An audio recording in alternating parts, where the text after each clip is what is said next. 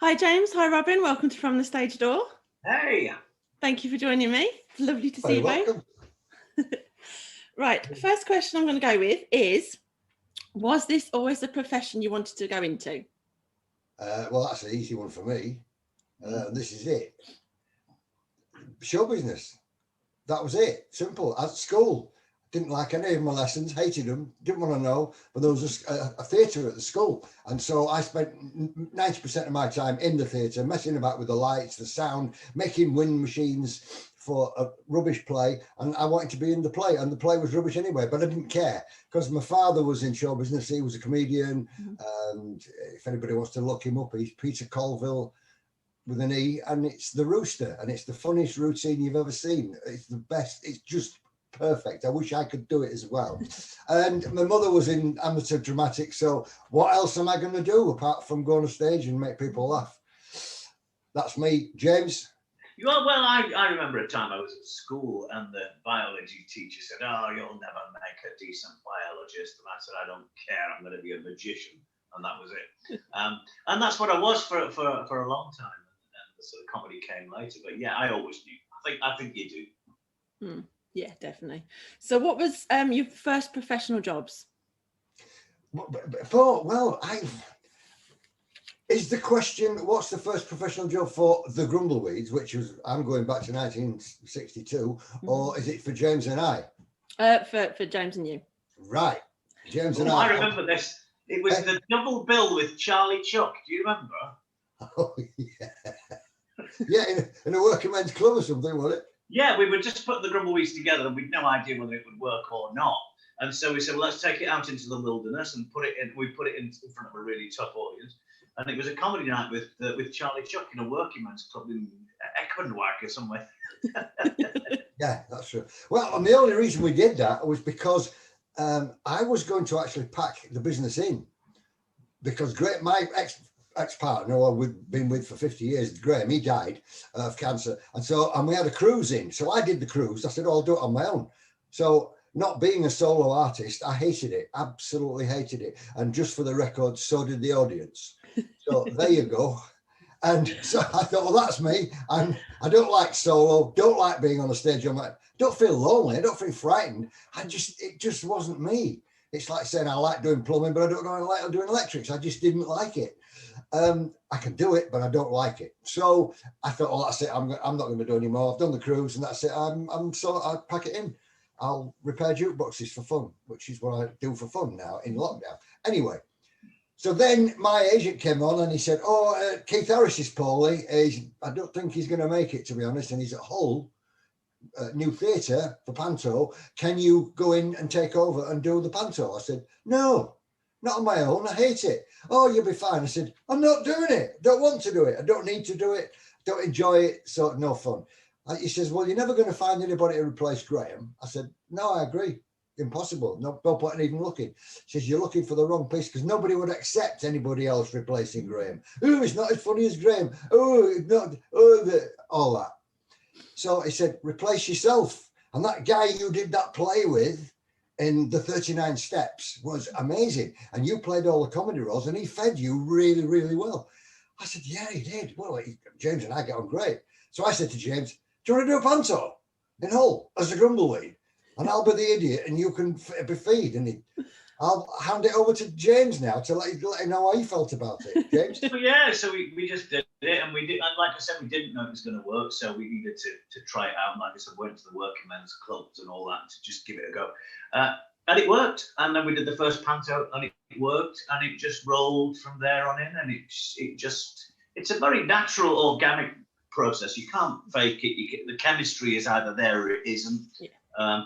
It's understanding how somebody works, like Robbie works, because I was a solo stand-up. So I was used to doing the sort of comic bit, and now I'm kicking the ball to Robin. And people often say, don't you wish you were the one getting the laughs? It's exactly the same. It is exactly the same being feeders, being comic. It is no different. We work together. I kick the ball to him. He scores the goal, and we all celebrate the goal together. That's it. Yeah. Cool. So, who was your greatest influence growing up? I'll let James go first on that one. Yeah, it's very difficult, isn't it, when you Yeah.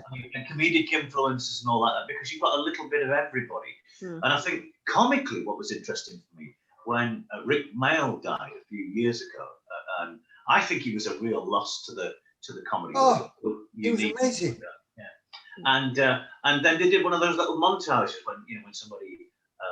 when somebody dies, and they do a little montage of all their work, and I suddenly realised how much of his stuff I'd nicked. I didn't know before, and then all of a sudden I looked at it and I went, yeah, I've pinched a lot off you, mate, over the years. And you do, I think, and it could be anything that inspires you in life, not necessarily comedically, but people how people do business, or how people direct shows, or even teach you at school. So there's lots of things that can influence you, but and I think sometimes they sneak up on you by surprise, and I didn't see that with Rick Mail till after he died. Cool, interesting. Yeah, I used to watch Rick Mail, and he's probably one of my influences. I used to do impressions of him, because when I learned to do impressions, I was doing impressions at school, although I don't do them in the show anymore, weirdly, because I'm now playing the idiot. Whether the beard's going to fit in, that's the COVID beard, by the way. Yeah, it didn't work. We did try all the impressions and all that. They don't work. Stuff. It just didn't work, because Robin, of course, is the idiot in the whole thing. And if he suddenly launches into a very clever impression, it just didn't work. It just didn't work. The only ones that we can do are things like the meerkats, simple childlike impressions, which kind of fit the bill. Yeah, Gangnam Style and meerkat and anything that the kids would do works. Yeah, in that. But the clever stuff, clever stuff. Can't do it. I can't suddenly come out. I mean, I can do probably 200 impressions at last count. I'm still learning them just for fun, just because I can do them. And I don't do them anywhere. I just do them and then put them on people's phones to answer them. So I answer people's phones as a meerkat and stuff like that, What are you doing? And all that rubbish. But I actually enjoy being the clown and not doing impressions, not being clever. I love it. Absolutely love it. Before I kind of did like it when Graham was getting all the laughs and I was saying, yeah, but I'm not that stupid. Look, I can do some clever stuff as well. But I didn't need to do that at all, as James has found out. And we, like he said, we kick the ball about, but we've got so good at, this sounds awfully big-headed, good at reading each other. Yeah. We're great at reading each other, and we can both do each other's jobs. Mm-hmm. So if he's going to go off and do something as a feed, I used to be, I would think, how would he do this? This would be the best way for him to do this. And he is thinking, as a clown, what would be the best feed for Rob for this one? And I'm thinking for him and he's thinking for me. It's fantastic. It can't go wrong. We've just got to remember to stay in. I once came out of my bubble by mistake, like you get a heckler. I'm the idiot and I'm going, I don't know that. And then somebody comes out and I come out with this really clever line to shut him up and I go, oh, what? And he looks at me and says, what have you just done? Shut him up, but it's not your job. No, it's not your job, sorry. So I've got to stand there like let him come with it. That's his job. I just blow things up and break things. Yeah. Great, I love it. So what would you say is the best piece of advice that you've ever received? Not necessarily performance-wise, just generally. Get your money up front. Get your money up front. And a guy called Bill Allen gave me some advice as I was walking down the aisle to get married, and he said, car's outside and the engine's still running.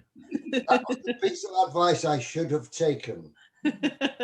Seriously. That would have saved me a lot of time and money and grief. So, which is your favourite theatre or venue to perform in?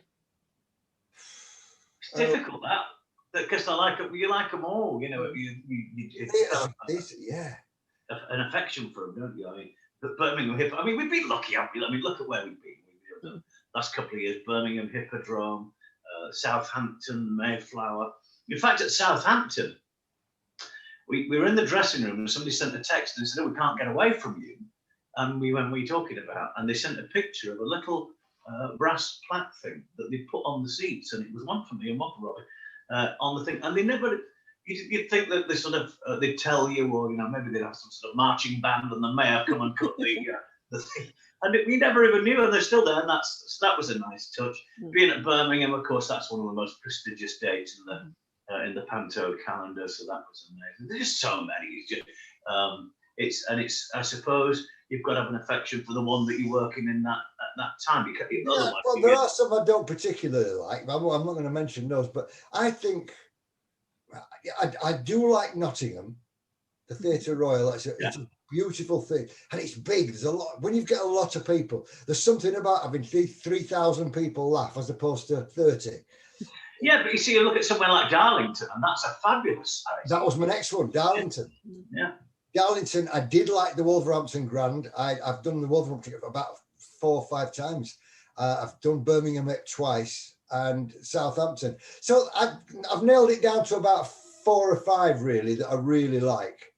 But Birmingham's right up the top with kind of on a par with North. Is it to Nottingham? The Theatre Royal and Southampton, because we did have a. But I think it's probably if you have a great time.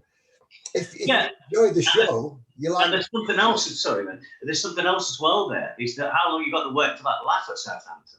That's a problem. Yeah, because it's such a big thing that it takes a second for it to land. It's weird.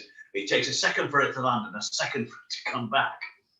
So it's not for the faint-hearted, that one. No, that's true, because I did come off stage one night and said, "Phew, that died, didn't it?" And he said, "Are you deaf?" I said, "Well, yeah, I am, as a matter of fact." A bit. But yeah, and you listen to a recording of it and you think, wow, listen to that laugh. I didn't even hear that, because there's a delay. Yeah. But yeah, because it's just that shape. Birmingham, I love. It's just fabulous, isn't it? What can you say? It's just a great theatre to be in, albeit the food parks all around Birmingham are not the best in the world. Just thought I'd mention that. We went out every single night to a different place to get something to eat, and never once did we get a meal any good, ever. How can there be that many cafes and restaurants that are all rubbish? But the theatre's fabulous. The staff obviously are fantastic, So when you're performing, do you get nerves? And if so, how do you deal with them? Never. Not ever. Next question. No, we don't get nerves. No, we do. The one thing we are as an act is fearless, I would say. Yeah. We don't have that thing. And I don't mean that in the wrong way. I mean, that one has to have confidence, and being fearless is sometimes recklessness. But with Robin and I, when we're working together, we just have no fear. We have no fear of silence. We have no fear of losing. We have no fear. And I think that's how you've got to be. You just got to put your best foot forward and go for it and know you're going to win. Yeah. Whether we would be nervous the first time after lockdown, I don't, because we haven't worked for a year. Yeah. I haven't even seen him for a year. So we certainly won't remember the act. So then it's going to be Ad Lib City. So that's either going to work great or it's not. But I'm not nervous about it. I'm looking forward to it. I can't wait. It's not like waiting to be caned. It's like waiting for a Sunday dinner that you haven't had for a long time. Yeah, come on. It might be rubbish, but I'm still looking forward to it. But we don't get nerves. No, I mean, I've had nerves way back when you're trying something you don't know what you're doing. But if you know what you're doing, see, I've got faith in him and he's got faith in me, and laughter kills everything, doesn't it? If once they're laughing, once that first laugh comes, that's it. We've had the injection, we're safe. That's what it's like. You get wait for that first one, bam. Now that's it. Easy now, we've got them. We do what we want. And we do. We ad lib a lot. And people say you are fearless. Some of the people are in the same game as us, and singers who work with us, even comedians who work with us have said, I just don't know how you've got the bottle to do that stuff that you're doing, that walking. You didn't speak for 40 seconds or a minute. I said, yeah, but we had fun doing it. And the audience were crying, laughing. But how did you get them laughing? You didn't speak. I said, yeah, well, that's the fun of doing it. Yeah, I mean, that's certainly the key to things like the roller skates that we do, is learning how to shut up. And when you get somebody new in that sketch, if you're doing it in a panto, let's say, then you have to tell them, don't say a word, just take the meter off me and I'll don't say anything till I speak. And there's always that bit where they go, are we really going to stand there and do nothing for 20, 30 seconds? Yeah, we are. Yeah. We're not going to do anything until the time is right. You can see the fear in their faces sometimes, can't you? And you're just looking at them going, no, don't say anything. They're going, try to pull faces to cover it up, or no, just. I'll tell you who's good at it, who got really good at it, Darren Day. Darren got great, didn't he? Yeah, and he dashed a bit at first and said, "Oh, easy, let's just give him," and then he got it, and he was great at it, brilliant. He didn't at first, it was because he was doing a job, and the thing is, laughter only works in silence. If I'm talking, you're not going to be laughing. You're going to shut up and listen to what I'm saying. So if I don't give you time to laugh, you ain't going to laugh. And if I don't think that you're laughing enough and I keep quiet, I've given you more time to laugh if I've got the bottle to do that. So if you just go, ha, ha, ha, and I just wait, and you go, ha, ha, ha, ha, ha, ha. Yeah, because I can do it now. So we were doing a gag, I can't remember the gag, but with Darren, with the new gag we put in, and it was just cutting it off and going, oh, yes, I see. And I said, so we both said to him, we came off, when we do that line, don't say anything, just look at me. He was catching up. He's like, just stare at me, or stare at me and James, and don't do or say anything until either James, I think was it me who gave him the cue, or until I had a bird on my hand. I said, till the bird looks at you. When the bird looks at you, then you can speak. So he said, how long will that be? I said, it could be 5 seconds, it could be 30 seconds. What? Just trust us. I said, and if you do, it'll get an applause. And so James said that. So we did it, and we did this thing like that, and I could see the fear in his eyes. He was just staring at me, as catching up, just looking at me, and as if to say, please speak, Rob, please speak. And the audience, this laugh started building, and then it went to applause. And then I turned the bird's head, and he came off. He said, how did you know that was going to happen? And James says, because we're good at our job. Yeah, it's funny because we had another one with somebody who said, "Oh, we're not doing the mastermind thing. It's in the script, or it never gets a laugh." That was Darren again. Was it? Darren He was in trouble. Sounds about right. Yeah, it was Leicestershire, somewhere. Northampton, that's right. Because we got the script, and he said, "Oh, we've got this mastermind sketch." I said, yeah, well, the person who did the first mastermind sketch was me many years ago, but I used to do it as the weakest link, because I used to do Anne Robinson, you see, when I was the feed. Oh, you're all right, done that silly voice and all that Anne Robinson did. And so they then made it mastermind, but it was the same routine. So they said, oh, we've got this in the script. Oh, and I did it last year, and I did it the year before, and it's rubbish, and it never gets a laugh. It's rubbish. It's there in the script. So James said, oh, don't worry, it'll get laughs. And we'll change a couple of lines, but mostly it will only change a couple, but mostly it'll be like that. But it's the way it's done. It's all this timing thing. So we did it in pulling faces and leaving all these spaces and gaps and getting applauses on the most rubbish jokes. But because it's done that way, the audience were thinking, how have they got the audacity to do these jokes with such confidence? And yeah, he came off and he said, never known that go well like that. I said, it's obviously how you do it. And then Darren came down to Birmingham when, what was his name? One of the Osmonds got Paulie. Jimmy. Yeah. Jimmy Osmond got Paulie. And he just finished with us. Yeah. And he came down there and he rang me up, did Darren, and he said, can I use that gag that we did with the long... I said, you can use it on one condition, that you leave the pause, and whoever you're working it with, say, leave the pause, because we're going to come and watch the show, and if that pause isn't there, I'll get really cross with you. And he did exactly, he did it right, it got what it should have got, and it worked perfectly well. And you looked down into the audience, because we were watching the show, he said, thanks, Rob. So he did it right. Yeah, it was great. Yeah, it was great. We like passing our skills on to people. We're not precious about it. We actually, James and I go around and lecture in the the intricacies of comedy and why it works, how it works and stuff like that. And we actually do enjoy passing it on. And when somebody comes up and says, my God, I get so much more laughter, I've learned so much from it. Well, it's great. It's not a secret. We like to share it. It started to happen by accident, actually. It did, tell them, yeah. Yeah, there was a magic convention that was going on, and I'm still connected with the magic world even to this day. And the lads at Merlin's, Mark and Phil, they said, oh, you know, somebody's dropped out, somebody's dropped dead, whatever it was. And I said, oh, me and Rob will come along and do it. What are you going to do? So I said, oh, we'll talk about comedy. So I rang Rob up and he said, right, we're doing this magic convention. Right, what we doing? We're talking about comedy. He said, what we're going to talk about? He said, well, we're going to talk about the same thing that we talk about every day. Rob and I talk about comedy every single day. And we said, all right, how long have we got to do? 45 minutes. 45 minutes! And eventually they were pulling us off with the shepherd's crook.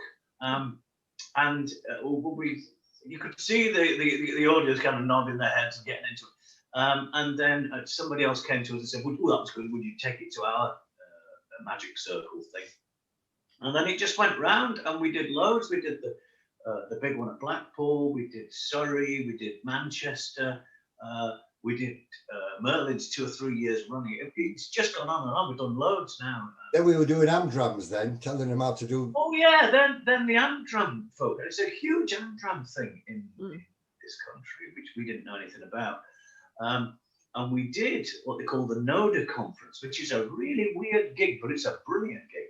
It's in a theatre that's packed to the rafters at 11 o'clock on a Sunday morning, doing comedy the night after the big annual, that. And so they're all sat there nursing heads. I mean, it just shouldn't work, but it does.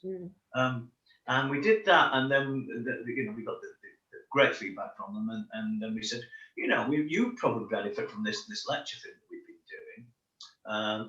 And then we went off again, and we went to we did Bridlington first, and then we did Leeds, and we did a load all over the place. Yes. It's just caught on talking about comedy. And we don't rehearse it. We've got nothing written. We don't have cue lines, and we just go on and natter. And if they ask us and take us in a different direction, we'll talk about it. It's fine. Unlike the script that I've got written here, I've run out of answers now looking down. I'm having my hair cut in about a month. Like Wurzel Gummidge. Hello, Mr. Crowman. I'm having my hair cut in a week. I am. Yes. So what would you say has been your biggest onstage disaster? Something that's really gone wrong? Together would probably when the bird box doesn't fire. That's always fun. But we get out of that. Yeah, we do. We don't really have disasters. We just have alternative. We have variations on endings. Right. Well, see that one, I'll explain to people. We've got a bird box. We put a bird in it, which isn't a real bird, and it's remotely controlled now. It didn't used to be remotely controlled. It worked on a timer. So when I put the box on the thing, I would flick the switch and we had got 20 seconds. And in 20 seconds time, that box is going to explode with a big, big bang. Like boom, bits of wood everywhere. And there's feathers coming down. Everybody thinks the bird's been blown up. And it's a funny gag. And we do our tagline to get off on. But so we got the 20 seconds and he's talking, saying, I'm the bird. Whoa, you don't want to be doing that. I'm thinking 20 seconds is up by now. Still not going bang. Right, bang. Anyway, and another thing is so he's kind of just talking gibberish now. No, it's been about a minute. I thought this ain't going to go bang. So he says, right, we have a new problem. To bring the audience in on this, what normally happens is that box explodes and we get a big laugh and you all think we've killed the bird, but we haven't really, but it's funny. But tonight it hasn't exploded, but it's still got an explosion in it. And there's a good chance it will explode. So somebody has got to pick it up and take it off stage, haven't they? and looks at me, and I've not to go to pick this box up, which is live and could explode at any time. Well, the audience thought it was hilarious. And of course, the stage hands are all running in different directions. Nobody wants to take this box off me. I have got a bomb in my hand. But it was fun. We got out of it. You know, it's not a problem. It was fun. Yeah, my worst one, I think, was doing the cruise ship on my own. I hated that. One time I did do a hypnotism thing. And I did it in drag because people would recognize me. So it was my roadie at the time. He says, "What do you do? Sharing the show. You look fantastic as a woman. Do your hypnotism thing." And all right, I couldn't get any fellas up. Never thought about that. I could only get women up, because everybody, you know, a straight fella isn't going to get up to a bloke in a frock doing hypnotism. Oh, so I'm going to let that bloke in a frock hypnotize me? I don't think so. Didn't think that one through. But you live and learn, don't you? You do. So, from projects and shows that you've done, have you ever taken any props or costumes home with you? Oh, well, you mean only one? But it was given to us, and it was a piece. It's a wig I wear on stage. When I remember, I'll let James fill you in on that one. Right, when I remember, Hull.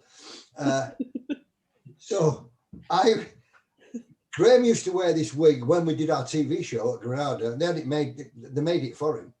I had the same size head, and it was a great wig, and it was called the Grumbleweeds, or the Mystics. Sorry, the Mystics. And he was this drunken magician, and I played Dame Hilda Brackett. Yes, hello, dear. This is my husband Gilbert. You'll say yes. And so we did this couple when the magic thing, and that was the wig. And then when we left Granada, they said, "Oh, you can have that. It won't fit anybody else." So we just kept it, and he never used it. And then we did a thing where I used to do Lily Savage, and he was again a drunk thing. So he brought the wig out, Grumbleweeds. We call it the Grumbleweeds. And then when he died, this was wig there. And then I did a play with James, the 39 Steps, and I played various parts in it. But one of the parts I played was the spy, the actual lead role, who was in 39 Steps. Professor. The professor, yes. An old professor. Yes, sir, Mr. Hanna. But halfway through this, he turns into a German, and he has strikingly reserved German accent. And now he gets a gun out and he tells it. But he's got this grey wig on. I looked about 90 on it, and that was great. So then when we said, let's do Hull, because we'd done that 39 Steps, we said, why do I wear that wig and make myself look really old? It will give us a new angle.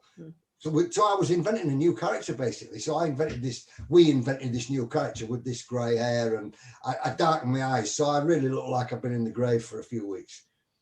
But that's the other thing. The other thing that's worthy of note there is when we did, where were we? Somewhere by the sea. Skegness, would it be? Something like that. And I said to Robin, what you should do is when we've finished and we do the finale, is take that there wig off. And they said, "Oh no, it'll ruin the character." And like we always do when we work into it, we just said, "Let's just try it." And he tried it. He took the wig off, and the audience went crackers because they didn't. It looks like I didn't actually take it off. I actually came on without it. He said we should finish as equals because I've got a lousy suit. He's got a brilliant suit. And mine are too short. I'm like a ragman, and I've got this old wig and darkened eyes, and I look like an old. It's step two and son, basically. So, and he said we should finish as equals, and I said, "Ooh, ruining the character," but he was right. We tried it, and I put another suit on in the last few seconds of the thing. Changed suit, got the wig off, got the black eyes out, did my hair look nice, came back out as me, and the place erupted, didn't it? And I looked at him and went, "Wow. What are they applauding?" And to this day, I don't know what they are applauding. They're applauding the fact that I've just changed my suit. Are they applauding the fact that it was? No, it's to do with the transformation, because you're given a sort of flash behind the mask, aren't you? Yeah. And they're saying that it was just because, of course, it takes them a few seconds to realise who it is. Yeah. And they're sort of seeing that it's all an act, because we just. I mean, bear in mind, if you come and see us, we spend 2 hours arguing. That's all it is. It's a 2 hour argument on stage. Yeah. And it's very similar to the Steptones something where for my character, you know, he wants it to be arty and important and highfalutin. And Robin's character, who just messes it up for him, it's pure Steptones in its structure. Cool. So, talking of classic comedies like Steptones, so we've got things like the Carry On films and Bernard Manning and stuff like that. Obviously, they're quite controversial in today's times with political correctness and stuff like that. How important do you think it is to acknowledge those styles in today's comedy? Very much so. Very much so. It's all there. It doesn't matter with political correctness which side of the coin you're on, really, because if you think about it, there will always be and has always been offence. It's only what offends us that changes. So, for example, the new Amazon logo, as we speak, has been criticised for depicting Adolf Hitler. I mean, you've got to be looking pretty deep to find Adolf Hitler in the Amazon logo, but okay, we'll take your point. But it doesn't matter if you, what do we say now? People are offended, but you can find offence in today's comedy that they're televising. You can find the Frankie Boyles, the Jimmy Carrs. You know, it's just that the subjects have changed. The subjects of ridicule have changed.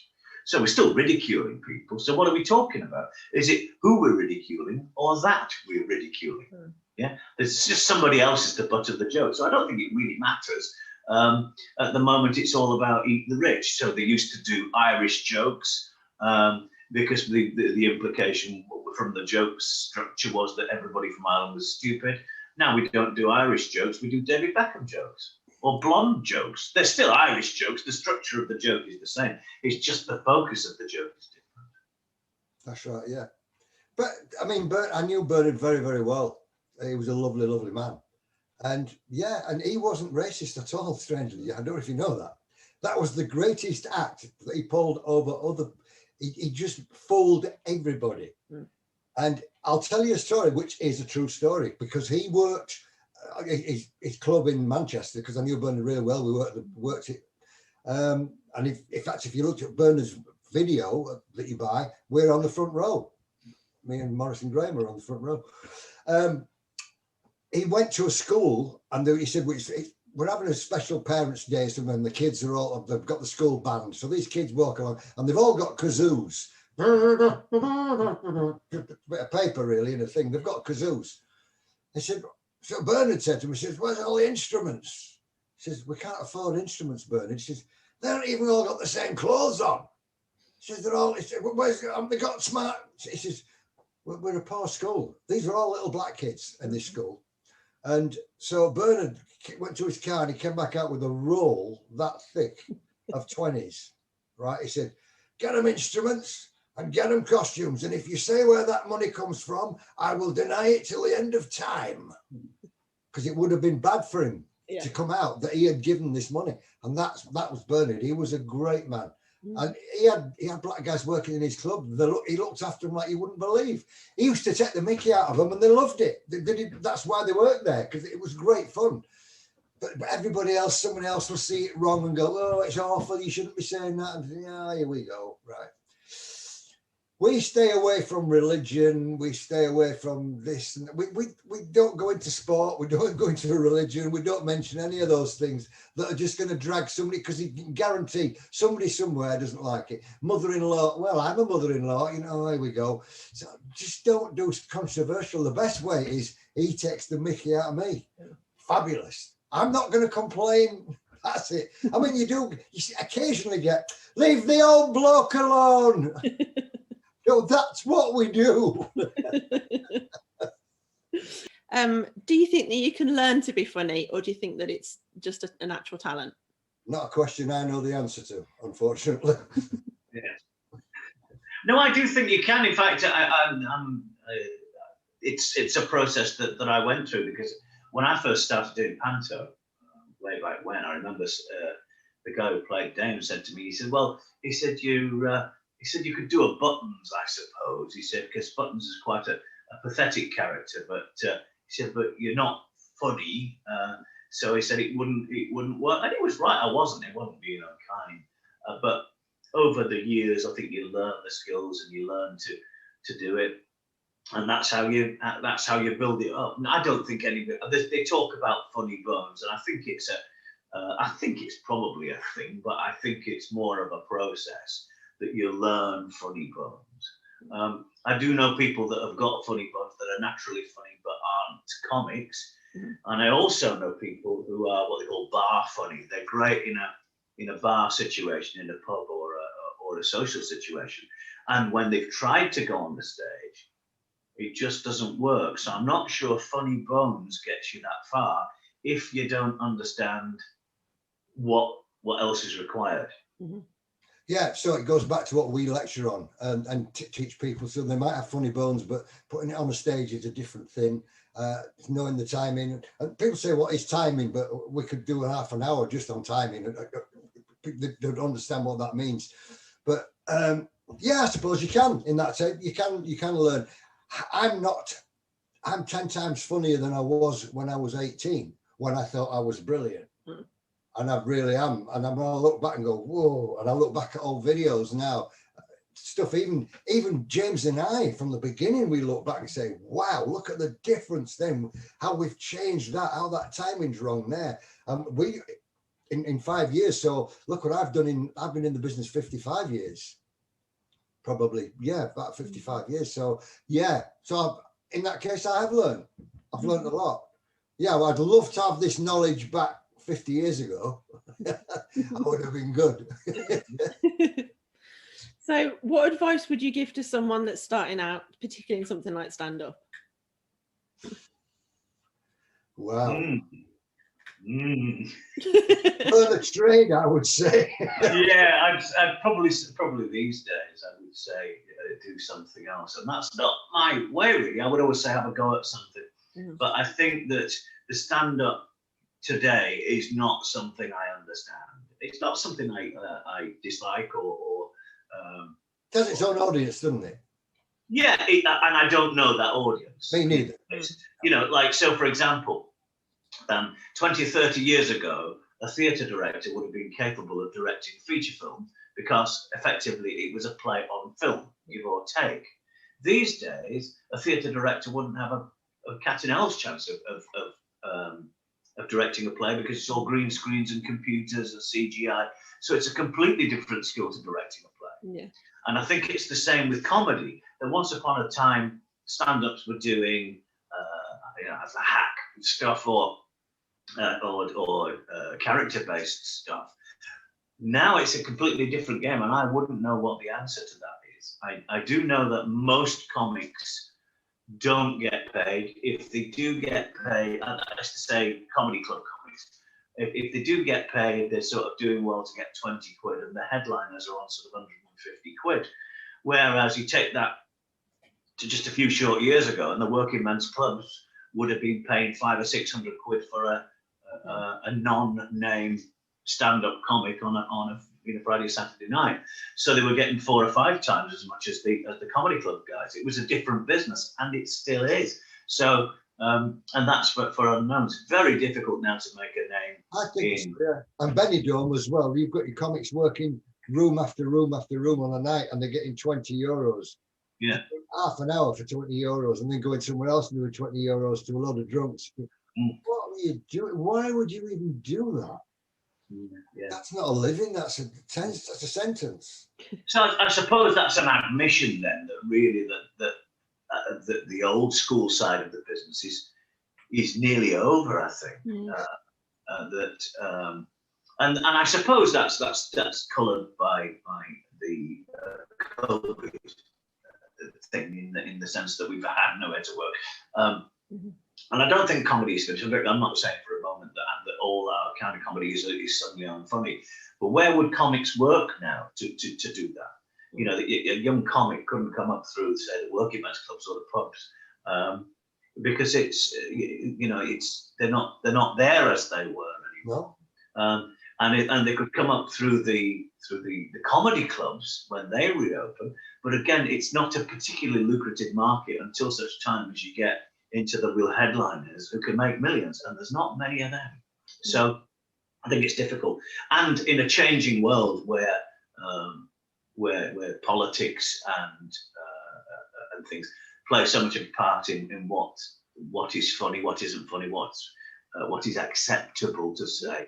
And I'm not talking about being unacceptable or saying unacceptable things. What I'm saying is you've got to stay awake, because that will change, and I think that the opinions will change, and what is right and wrong will change so very quickly that once you created a character, you could find yourself very suddenly out of business. Yeah, and then of course you've got pantomime.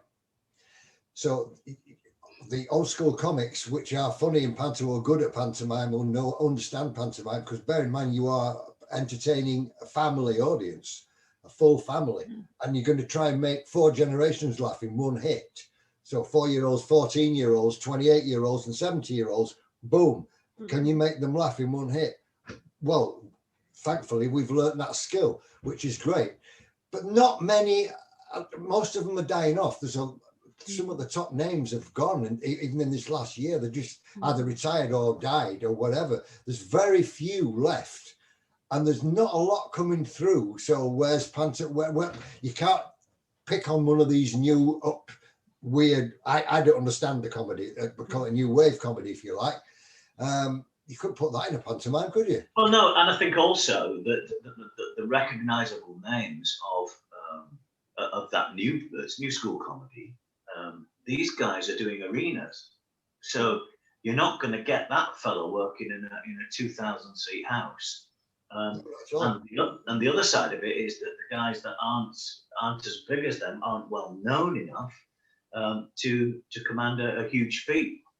So you've got that to go with as well. So it's very difficult to know where the business will go. But as the performers change, so do the audiences, and the audiences will get more younger people coming through and watching shows. So maybe that this kind of comedy will inject itself into pantomime in years to come.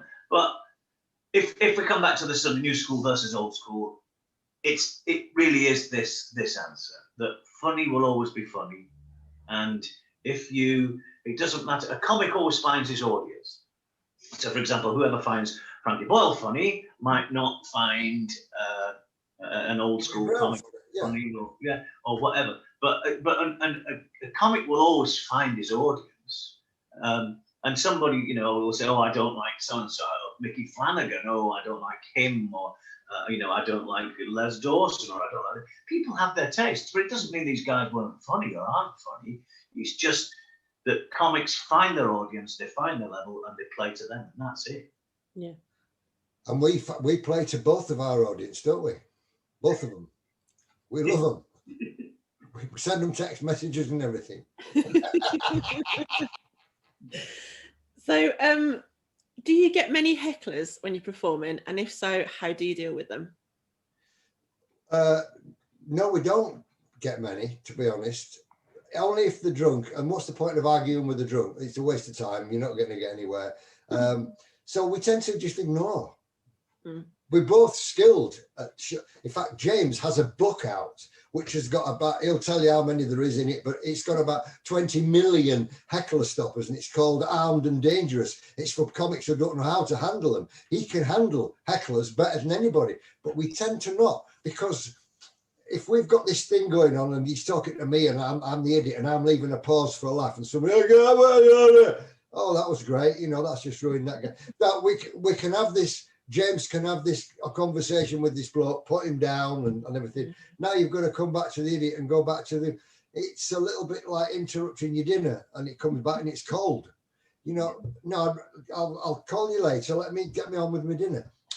So we tend to just ignore, and hopefully they just get bored. They're not getting recognition. Because why does somebody heckle? Because they want recognition. Oh, look at me. I'm drunk and I don't care.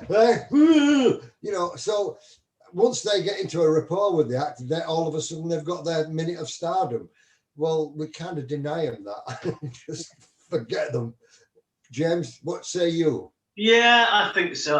For us, we get interruptions. We don't get hecklers. We're just not that kind of act because we're not expressing any opinions and we're not having a go at anybody. So we don't really get heckled. Well, like Robin said, we'll get the occasional drunk. You'll get the loud table that's not paying any attention if you're doing a sort of a dinner setting.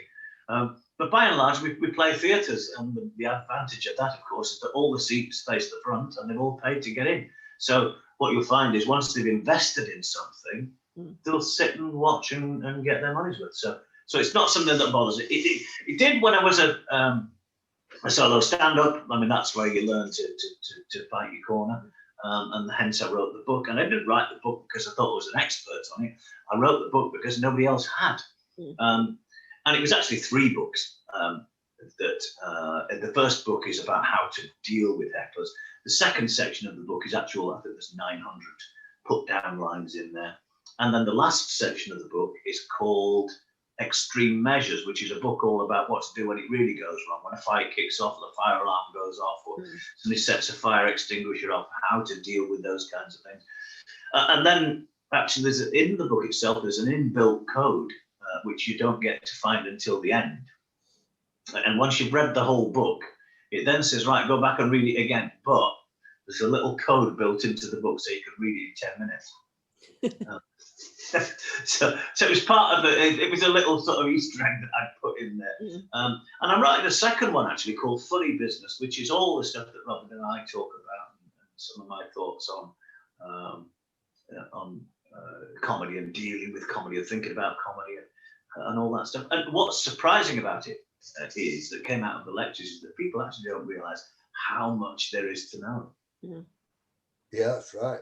So on the last question, by the way, we kind of avoid those heckler situations, and that's easily done because it's down to if they haven't made a commitment, in other words, they haven't paid to see us, i.e. cruise ship, it's free. So they'll sit by the week, they'll sit on the edge of the seats, and we'll give him 5 minutes. If they're no good, off they go to the bar. That's them.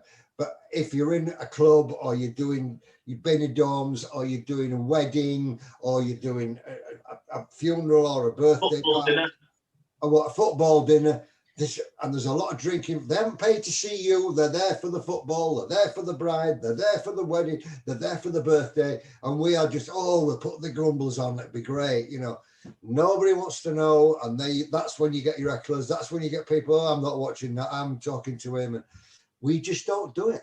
So that's what, do you want to do this gig? It's good. No, I don't want to do it. Don't care how much money it is. Don't want to do it. Oh, do you want to do this holiday park? No, thank you. Kids running around, throwing stuff, water pistols and chips in a basket, people walking. No. Theatre, all facing the same way. All paid to see it. All know what they've come to see. All on the same wavelength as us. We're going to get laughs. It's great fun. Why do something that you hate? So we don't. Yeah, definitely. So going back to Panto, which pantomime would you most likely to do, and which cast would you most like to work with? Who would you most like to work with? I can't really. Which would I like to do that I haven't already done? You mean? Yeah. Well, I've done 54 pantos, and there's only about 5. Amongst there, I kind of think I've done them all. Tell the truth, I've never done Mother Goose, to be honest, but I have done all Robin Hoods and all. I've done 54, 55 pantos. So there isn't one I haven't done. I kind of like Cinderella because I love the story. I find it something about Cinderella that it's kind of magical, more so than Peter Pan. I think Peter Pan is great if you like crocodiles and Captain Hook and all that sort of stuff. But to me, there is no story there. It's not my favourite pantomime, even though we've just done it 2 years in a row and done a success. But we're not part of the story. We just go out and make people laugh. That's it. Oh, here come those 2 idiots again. Laugh, laugh, laugh, laugh, laugh. We go off, back on with the story, which kind of fits in with every panto we do anyway. But if you're asking me which panto I would actually like to do again, would be the one, and this isn't because it's you, and this is that it still goes around the business, that the best panto ever of all time, and this has been going around the business for more than 2 years now, 3 years, was Cinderella with Beverly Knight, Matt, and everybody else on that show, Suzanne, on that at the Beverly thing at the Birmingham Hippodrome. Yeah. That was the best panto ever, and I even felt it when we were actually doing it, because I bring my kids up who hate panto. I said, right, get yourself down to Birmingham. I'll buy the tickets. You are going to watch this panto. We hate panto, Dad. I said, trust me, this is the best show you will ever see. And they came down and watched it, and they said, wow, blown away with that show. Everything about it was, and even Michael Harrison at Kudos says, people still talk about that show with Bev. I said, yeah, I know. It was a magical night. And it was fabulous for us. We put a new thing in there, and people still say, oh, my doorbell's going. James, talk for a second. I'm just going to see who's at the door. Well, I'm about the routine with Beverly. Oh, yeah. Well, I mean, that was the remote control routine, which we played with quite a bit. And Michael Harrison, I said, look, there's something we'd really like to do, but we'd need Beverly to do it with us. Do you think she'd do it? Oh, she'll definitely do it, he said. So he put it to Beverly and I, and of course the whole routine, you've seen the routine, you know what we do, but the whole routine revolves around destroying the reputation of a superstar. And Bev was so gracious with that. I mean, we did we fire extinguished her, you know, everything that we could have done while she was singing this song. We did. We're dropping scenery on her, all that sort of stuff, and it was quite brilliant that she let us do that. And it was, I think, when you've got a big star, that makes it twice as funny when you're taking them down a peg or two. I mean, she had to get on her hands and knees and get underneath the scenery, which was just brilliant. And the only thing that we didn't get to do, which we really wanted to do, was, well, there was two things. There was one where I fly out by my leg. I get my leg caught in the scenery, and that flies out with me dangling from it. And the other one was the trapdoor, which we couldn't do because there wasn't a trapdoor. And that was me and Beverly doing the duet. And then all of a sudden the floor goes down and we end up going down a trapdoor, but only halfway. So we're stuck half in and half out on the stage, where I have to sort of lift her out on, you know, and all that. So we didn't get to do that, but I'm sure we will.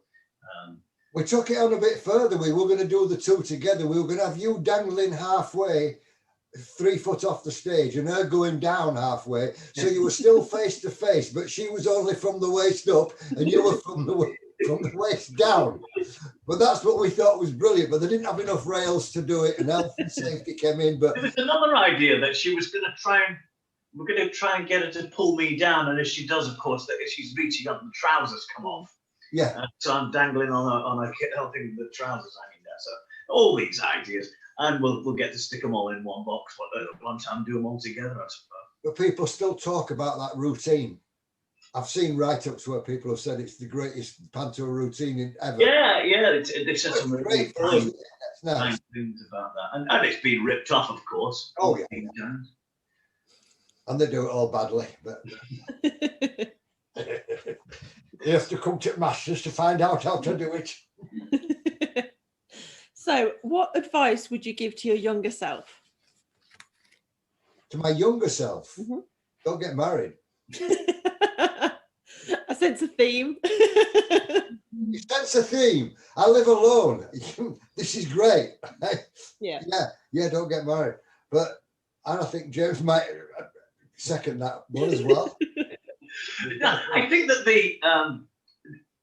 the course of your career and all that, everything that you do seems to be preparing you for the next phase, the next stage. And Robin and I have been incredibly lucky. We went from a standing start with, I mean, we're nearly into our 8th year, believe it or not. It shouldn't have worked. It should not have worked. And Robin and I we did several plays with comedies and straight plays and that sort of stuff. And then he's told you the story how that was, and Phil Dale brought us together, and then we ended up doing a told for kudos, and then it went on and on and on. They had great faith in what we were doing. And I think that's because, coming back to the question, that you spend your life learning the things that you need to learn and learning the skills and then going out and trying them out. So if you take out any of those steps, who knows which were the important ones and which weren't the important ones? So you can't really give any advice other than if you're happy with where you are, and we are, then you did it right. So yes, there are brickbats and problems along the way, but I think they're probably just as much part of making you what you are as the successes. So sure, we'd all like a bag full of successes all the way through life, but it doesn't work like that, does it? No. Somebody said to me, right, your partner's going to die and you're going to get a new partner and you're going to change roles and you're going to become the feed and vice versa, and the funny guys are going to become the feed and you're going to become the clown, and it's going to be a brand new show and you've been at it 50 years and you can't use the same name, but you're going to use the same name, but nobody will accept the new person. What do you think your chances of being successful are? And I would say you've got more chance of being hit on the head by a moving billiard table whilst winning the lottery. There is no chance. And we have said this can't happen.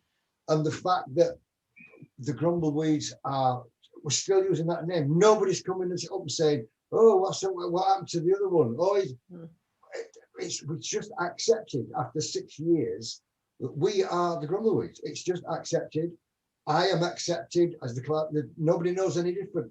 It's gone into a blur. People say, didn't there used to be more of you? God, I was on television for 5 years. There was 5 of us, but didn't there used to be more? We're just accepted. And putting all our skills, all James's skills and all my skills that we've learned separately together, and they've actually, and we talk about everything, every section of the show, everything from the curtains to the colours to the lighting to the sound. We analyse everything between us. And the fact that we do that, and it shouldn't work, and does, and we pinch ourselves on a daily basis saying, this shouldn't happen. They've just offered us Southampton. We've just got Birmingham. This shouldn't happen. How are we getting this accolade? This shouldn't happen. But it's great. We're not knocking it. We're very, very appreciative of it. Love it. It's just a shame that lockdown came and slowed everything down a bit. But we're ready to go. Hey, the phone is ringing though. We've got our dates in for the 2022 tour, let alone 21. Yeah, got two dates just coming for 2022. I mean, at least you're pretty certain that'll happen. It'll be over by then. Let's hope so. Gotta be over by then. Hope so. Right, one last question to finish off. You've got a dinner party. What would your ultimate 3 dinner guests be, alive or dead? Wow. Dinner party. What about if we I think people that we've done the shows with, let's chuck some potential guests out. Beverly was always great, great value, great fun. Matt Slack is brilliant. Marty Pello was brilliant with us. Darren, of course, who became a great friend. I got on very, very well with John Barrowman, and John and I do a lot of laughing together. When I did Birmingham Hippodrome with John Barrowman, with Graham, and we did a lot of laughing. We had a 5-minute laughter section in the show, which was a 3D section. Yeah. So the kids were all watching the 3D. Me, Graham, and Barrowman were sitting in the side of the stage in this little box area like that, telling jokes, and that was our 5-minute fun time. We didn't watch the 3D, but we laughed. We'd come on in tears sometimes laughing. It was great fun. So yeah, here's another one that from the past. I don't know. I mean, there's so many funny people that I've learned with. Max Wall was one. I used to think he was the funniest thing ever, Max Wall. But I also thought Eric Morecambe was brilliant, absolutely brilliant. I think 3 people. Oh, I don't know. Maybe let's nail it down to something like Adolf Hitler. That way you can say, just what were you thinking? And the other bloke would be the bloke who built Stonehenge. Right, now that you're here, just what exactly were you building and what were you thinking? Let's get all this cleared up. Yeah. But there is lots of people that there's two you couldn't name. I mean, the guy that does QI, what a clever man. I love brains. Rick Mail. I would love to have met Rick Mail. I used to do him on stage, you know, in the winter. Oh, brilliant! Just a funny man. But everybody's at Yorkshire Television when I was working down there said he was just the most wonderful person when they were doing his makeup, when he was doing The Statesman, stuff like that. And I would love to have met that man. Yeah. I've met a lot of my heroes, and sometimes it's great. I've met a lot of people that I've done impressions of. Some people like it, some people don't. But I met Billy Connolly, and it was a great meeting. I went to see his show, and I was standing in the wings because there was no seats. So the stage manager says, "Oh, stand in the wings," and it was at Bradford Opera House, 3,000 packed out. Stand in the wings. So I'm standing in the wings, and I saw him walk past, and I said, "Oh, it's my hero, it's Billy Connolly." And he looks over before the curtain went up. He says, "Hey, how you doing?" Me, he said, "Hey, where's the wee boulder guy?" I said, "You know who I am?" He said, "Oh," I said, "Of course. I grew up with the Grumbleweeds, you know." And then the curtain went up and he did his show. And so I sat and watched his show. So I came off stage, 3,000 people going mental. He says, "What did you think?" I said, "What did I think? You're brilliant." It was I said, "But what did you think? I'm more interested in what you thought." He wasn't interested in 3,000 people. He was more interested in one of his peers. And we tend to be the same. If we know there's somebody that's in the business, in the audience, 3,000 people are crying, laughing. If that one person isn't, it's the black sheep. We've got to get that one. We've got to get that person. Yeah. And so he was more interested in me. And that was great meeting what an interesting man. Yeah, I'd like him at the dinner party as well. I've got up to 43 now. How many of you got, James?